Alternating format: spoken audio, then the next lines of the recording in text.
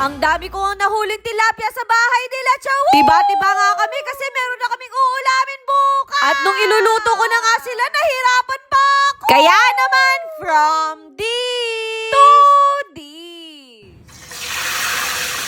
At eto na nga, hindi na tumigil yung ulan sa amin. Ang sarap siguro kung meron kang kakade. Hoy, wag ka magparamdam. At kahit yung mga nilabhan na medyas, hindi na rin natutuyo. 50 pesos na lang isang pare.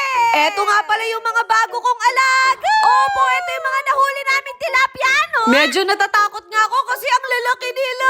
Yung last kasi na nahawakan ko, maliliit lang sila. Laki yan. Wow. Hoy, bakit ka nakikipag-lips tuloy? Naisip ko nga pagluto si na mama ngayon. Kaso naalala ko, hindi pala ako marunong maglinis ng tilapia. Kaya kay mama ko na yun ipapaubaya. At least alam ko talagang kailangan ko pa yung nanay ko. Kaya hindi pa pwede magkasama si from this to this. Sa sobrang favorite ko yung isda, kaya kong kainin yan everyday. Hoy, baka magkakilis-kis ka dyan. Naawa nga ako sa mga tilapia, kaya wala akong masabi kundi condolence. Pasensya na kayo, kailangan ko talaga kayong kainin. Naisip ko na nga na magluto na lang dito sa labas. Para at least kakaiba naman. Binalatan ko na nga dito yung karo. Pagpasensyahan nyo na yung paghihiwa ko kasi hindi naman ako sana. Alam nyo naman hanggang ngayon baguhan pa ako. Pero sa totoo lang, madali lang din talagang matuto. Sabi nga nila kapag gusto mo talaga yung ginagawa mo, matututo ka talaga. Kaya kung puro higa ka ngayong maulan na to, aba tumayo ka na dyan. Pagkatapos ko nga hiwain yung ginger, eto namang bell pepper. Hulaan nyo na lang siguro kung anong iluluto ko. Pero ang mapapromise ko sa inyo, sobrang dali lang nito. Na kahit nakapikit kayo, kaya nyo to gawin. Hoy, hindi ganon. Parang bigla akong may naalala dito sa sibuyas na to. Yung last na nakita ko kasi naghiwa nito, umiyak pa. Hoy, na-miss mo lang siguro. Aminin nyo yung itsura ko dito, parang professional na magluluto, no? Naalala ko tuloy ng estudyante ako, tapos meron kaming subject na cook. Hindi ko ma-perfect yung score ko kasi hindi talaga masarap yung luto ko.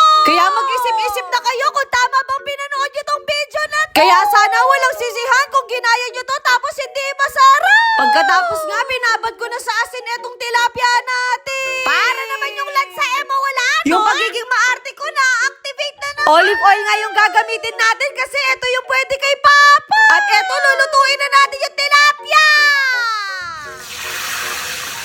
Hoy, napaka-arte mo! Naalala ko nung first time ko magluto ng isda, nagkadurog-durog. Kailangan pala dapat sobrang init talaga ng mantika. At buti na lang success yung luto ko. Sabi ko naman sa inyo, fast learner ako. Sabihan nyo naman ako na ang galing-galing ko. Para naman masipagin ako sa pagluluto. Hindi pa nga natatapos yan kasi magigisa pa tayo. Naglagay na din ako ng garlic, ginger, sibuyas, carrot, bell pepper, pati na rin sweet chili sauce. Hindi pa nga natatapos kasi naglagay pa ako ng tubig at saka ako.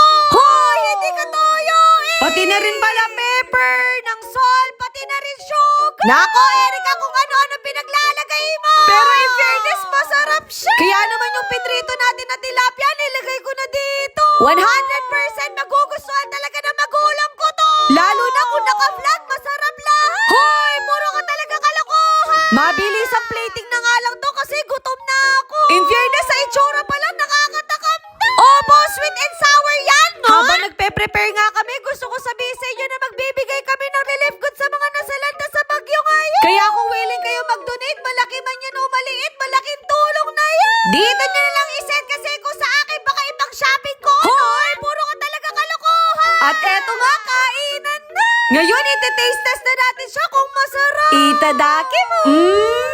Yummy. Kung i-rate ko to, 11 out of 10. Hindi nga ako nag-rice pero naparice ako dito. Ah, di ba? Wala na talaga magda-diet sa pamilyang to, no? Ngayon naman, titikman naman ni Papa. Nako, kung alam nyo lang, proud na proud sila kasi nakakapagluto na ako, no? Kung alam nyo lang kasi noon, sobrang tamad ko talaga.